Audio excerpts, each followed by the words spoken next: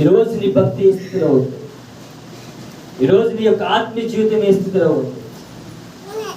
సంఘానికి కావాల్సిన మర్మాలు కాదండి. ఇప్పుడు చాలా మంది మర్మాలు పట్టుకుంటా ఉంటారు. ఆ దైవ సేవకుడు మర్మాలు చెప్తా ఉన్నాడు. గుర్తుపెట్టుకోండి, మర్మాలు నేను పరలోక రాజ్యం చేర్చదు, నేను పరలోక రాజ్యం చేర్చదని తెలుసా? పరిశుద్ధాత్మ దేవునికి సహాయమే.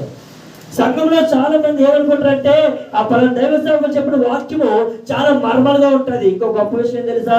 ఆ సేవకులు చెప్తున్న వాక్యము చాలా బాగుందని చెప్పేసి దేవుని కనపరచట్లేదు, యాజకులు కనపరుస్తా ఉన్నారు. చాలా మంది గుర్తుపెట్టుకోండి, దైవ సేవకులు కనపరచడానికి అరుగులు కాదండి. దైవ సేవకులు ఒక పాత్ర వరకే, దైవ సేవకులు ఒక పని పాత్ర వరకే. ఈరోజు వాక్యం దేవునితో నాతో మాట్లాడుతూ ఉన్నాడు. మొట్టమొదటిగా నీలో నాలో ఉండాల్సింది ఎవరు తెలుసా? పరిశుద్ధాత్మ దేవునికి అభిషేకం ఉండాలి. హల్లెలూయా. వారు బలముతో నింపబడ్డారు. ఎలా నింపబడ్డారు తెలుసా? పరిశుద్ధాత్మ శక్తి ద్వారా. ఈ రోజు నీ కుటుంబంలో ఇబ్బంది ఉందా? ఈ రోజు నానేదైనా సమస్యలు బాధపడతా ఉన్నారా? రోగములతో బాధపడతా ఉన్నారా? లేకపోతే ఎవరిని చూసినా నీ జీవితంలో అందరూ ఫలించబడ్డారు. తండ్రి, నా జీవితం ఫలించబడలేదు, నా కుటుంబం కట్టుబడలేదు, నా జీవితం ఇలాగే అయిపోతా ఉంది బాధలో ఉన్నారేమో. పరిశుద్ధాత్మ ధరించుకోండి, పరిశుద్ధాత్మ దేవునితో సహవాసం చేయండి. కెంజిని తాగిన సంతోషంగా ఉంటాం. ఎవరు స్తోత్రం. హల్లెలూయా. అనుభవంకి ఎప్పుడు వెళ్ళారా మీరు? దేవునితో సహవాసం కలిగి ఉంటే ఇంట్లో ఏమీ లేకపోయినా బిందులో నీళ్ళు తాగి సంతోషంగా ఉంటాం. హల్లెలూయా. అటువంటి అనుభవంకి వెళ్ళాలి. నీ ఇంట్లోని అన్ని కోల్పోయినా ధైర్యం వస్తుంది. అందరూ నేను మోసం చేసి ఎదివేసినా నీకు ఒక ధైర్యం ఉంటుంది. పోలే ప్రభా, మనుషులు మోసం చేస్తే మీరు నన్ను మోసం చేయని చెప్తే ఒక ధైర్యం వస్తుంది. దేవునితో సహవాసంలో ఈరోజు ప్రజలు ఆ కమ్యూనికేషన్ కోల్పోతా ఉన్నారు. ఈరోజు దేవునితో ఉన్న సహవాసము నువ్వు కోల్పోవడానికి వీల్లేదు. ఎవరు గుర్తుపెట్టుకోండి, దేవునితో కానీ ఉన్న సహవాసము కోల్పోతే మన జీవితాలు జీరో. దేవునితో ఉన్న సహవాసాలు కోల్పోతే నీ లైఫ్ లో ఎంత సంపాదించినా, ఎంత గనుడువైనా, ఎంత ధనికుడువైనా, ఎంత ఆస్తిపాస్తులున్నా, ఈ లోకంలో పేరు ప్రత్యేకలు ఎన్నున్నా అవన్నీ కూడా నీ వెనకసలా రావో. దేవుని స్తోత్రం. హల్లెలూయా. ఈరోజు వీటి మధ్య నిలబెట్టేశారండి. కొద్ది రోజుల తర్వాత గుర్తుపెట్టుకోండి, కొద్ది సంవత్సరాల తర్వాత ఒక మాట నెరవేర్పులోకి వస్తుంది. మనల్ని అలాగే నిలబెడతారు. ఎక్కడ తెలుసా? ప్రజల మధ్య నిలబెడతారు. క్రైస్తువులు అనబడిన వారిని తీసుకెళ్లి రోడ్ల మీద నిలబెడతారు. నువ్వు యేసు ప్రభువుని నమ్ముకుంటున్నావా అని తీసుకొచ్చి నడి రోడ్డు మీద నిలబెడతారు. నేను యేసు ప్రభువుని విడిచిపెట్టకపోతే నేను చంపేస్తా అంటారు. దేవుని స్తోత్రం. తెలిసేంటి అవసరం మీకు? ఇప్పటికే వచ్చేసే చాలా వరకు మన అనకాపల్లిలోనే జరిగాయి, ఎలమంచుల దగ్గర, పక్క పక్కన మన ఊర్లోనే జరుగుతూ ఉన్నాయి, మన వైజాగ్లో కూడా రాబోయే ఛాన్సులు ఉన్నాయి.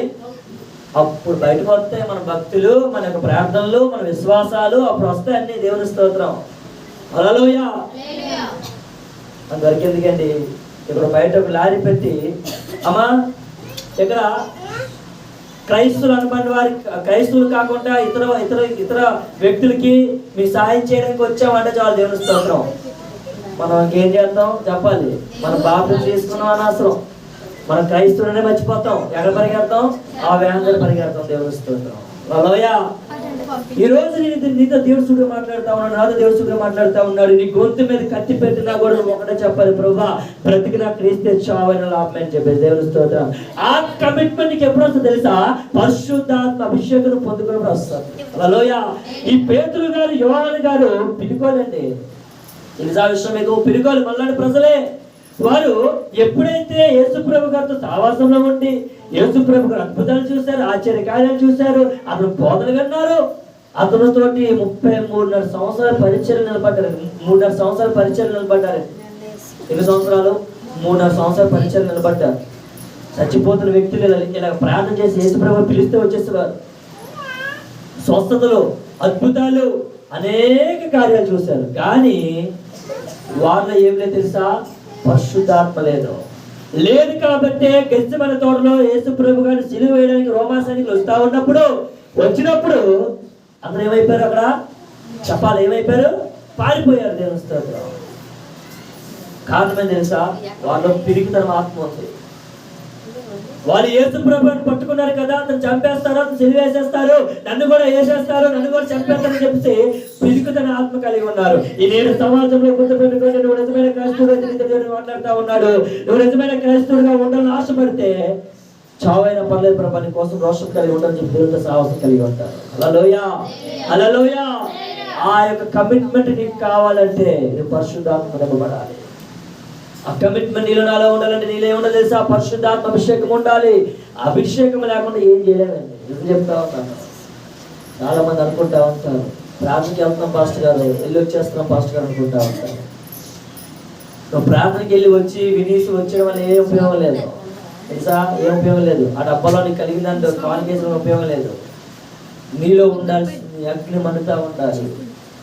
లేవికాండంలో నిర్మాకంలో మాట ఉంటుంది, బలిపేట మీద నిత్యము అగ్ని మండుతా ఉండాలి. దేవుని స్తోత్రం. బలిపేట అనగా నీ దేహము, నీ దేహం అనగా నీ దేవుడు పరిశుద్ధాత్మ అగ్ని నిత్యము మండుతూనే ఉండాలి. దేవుని స్తోత్రం. అది ఆరిపోకూడదండి. మన దేహం మీద అభిషేకం నింపబడతా ఉండాలి. ఈరోజు నీ ఇంటిలోని ఉన్న సమస్యలు బట్టి భయమేస్తుందేమో. నీలో పరిశుద్ధాత్మ దేవుడు ఉంటే ఆ సమస్య చూసి భయపడుతుంది. దేవుని స్తోత్రం. అరే ఈ దగ్గరికి వెళ్ళ